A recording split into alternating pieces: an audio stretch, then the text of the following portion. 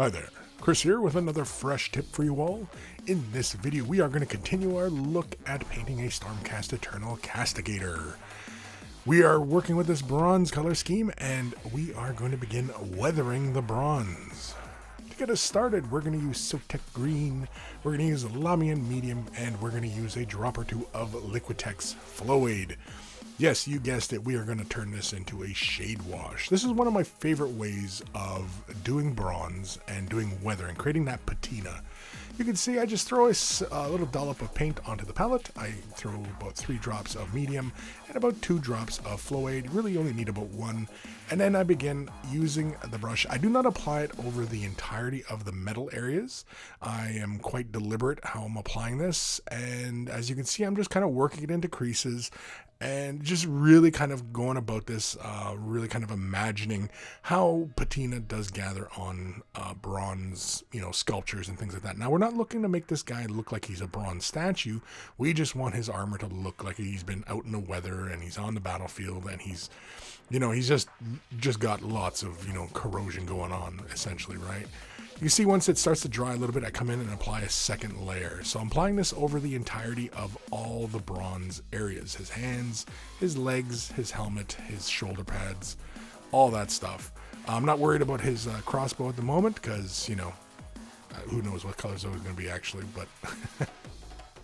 Now, you may recall, as we initially had this color scheme, the bronze was quite dark and the cloth was quite dark.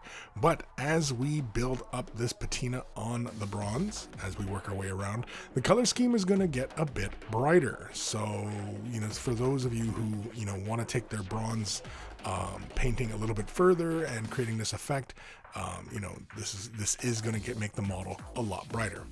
We're going to take Nelic Oxide, we're going to slap a little bit onto our palette, we're going to add 2 drops of Flowade, and I'm also going to grab a little dollop of the Sotek Green and mix it into the Nelic Oxide, just to knock it down just a bit, because I do want this in between tone on the surface. And as you can see, we are slowly working this around. I'm applying it to the rivets and the bolt heads and working it into corners. I'm not applying it over the entirety of what we had previously laid out with the Sotek Green. We are just, being very kind of picky and choosy as where we apply it. And for the shoulder pads, I'm pretty much applying it into the broad corners as well as the icon itself. Again, I'm just, make that icon stand out. The bolt heads, those kind of things. And basically, whenever you notice patina on a bronze statue, oftentimes it gathers right in the recesses. And so as the oxidization of the bronze occurs, it builds up in those tiny little recesses. I'm not worried about hitting the cloth or anything like that because we can always cover that over. I'm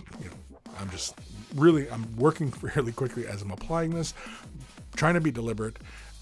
For those of you out there who, are going to do this kind of thing and want to follow this kind of technique, basically, you can just, go about it in this fashion. You can be as very careful as you want, or you can apply it over the entirety, more like a shade wash if you wanted. Nelic Oxide, all on its lonesome. Again, this is going to be used fairly sparingly, and as you may notice, when I'm applying this on the broader surfaces, I'm using a bit of a stippling motion to create a slight texture, and that's another thing that I want to look at as well. When it goes onto the larger surfaces, I want that slight texturing, because if you've ever looked at the patina on bronze, it is quite random. It almost has like this kind of moss-like flow to it on a surface, and again, I want to get brighter into the recesses, but I also want it to have more of a random appearance. I don't want it just to simply be like a shade wash on that surface. Again, this is all about being very deliberate where we're applying these colors, and this does stem from a bit of observation as well. So I do recommend you do a bit of research and look at how patina does occur on a metallic surface. So here it is, once it's all dry, we're going to come in with some Corax Bronze. Now this is going to be used with a small dry brush here because we want to be fairly controlled in where we're applying these brush strokes. And, again, we've already painted the cloth, so we don't want to, big broad brush strokes.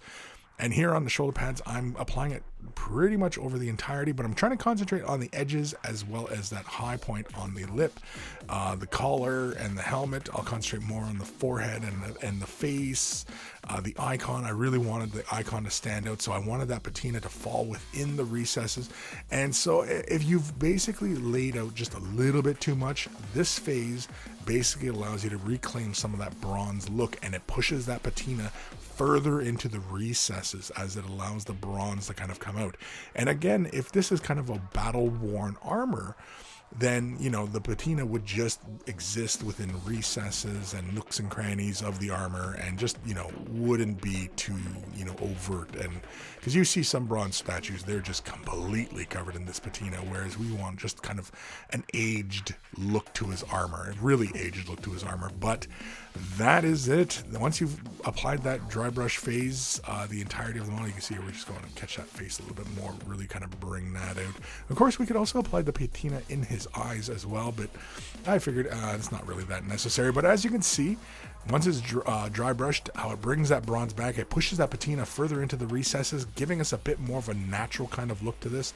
And you may, of course, notice that the model does not feel quite as dark anymore as well. So big thank you to all my patrons. Without their support, these videos would not be possible. If you're considering Patreon support, click the link in the description below. You'll be helping me out tremendously and allow these videos to continue. So a huge, huge thank you. Take care of those brushes, and they will take care of you.